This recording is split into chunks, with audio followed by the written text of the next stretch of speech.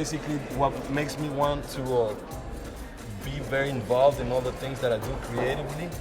It's more that if I wasn't doing it, I'll probably be very bored.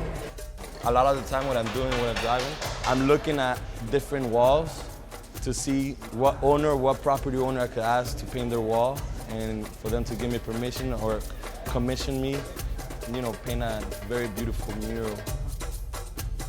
My mother was an artist. She is an artist, and she's very talented. And I grew up in art studios, all my life, but I wasn't really taking any interest until I was 12 years old, when I started doing graffiti in France.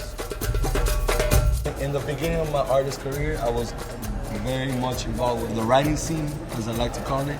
When you do letters, everybody's doing letters. I'm taking out the whole writing element and all the letters element and just concentrating on what the DNA of it would look like. It's a part of a style that I call the particle style. If you were to take blood from a graffiti piece, or to look at the DNA with a microscope, it will be the interpretation of what it would look like. So in a way, you could say that I've been, working at it for 3 years, but it's 12 years in the works.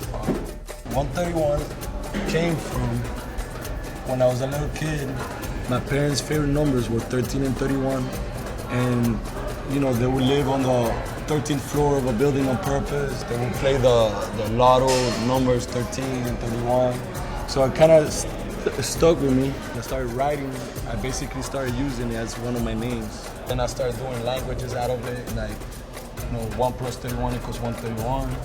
And that doesn't make sense, but if I put a sticker over somewhere and someone sees it, they'll wonder what it is, right? And that's what I'm looking for, that curiosity.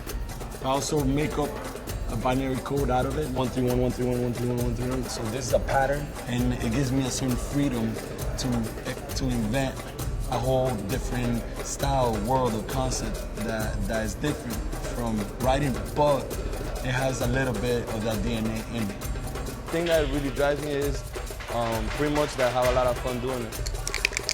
That's it.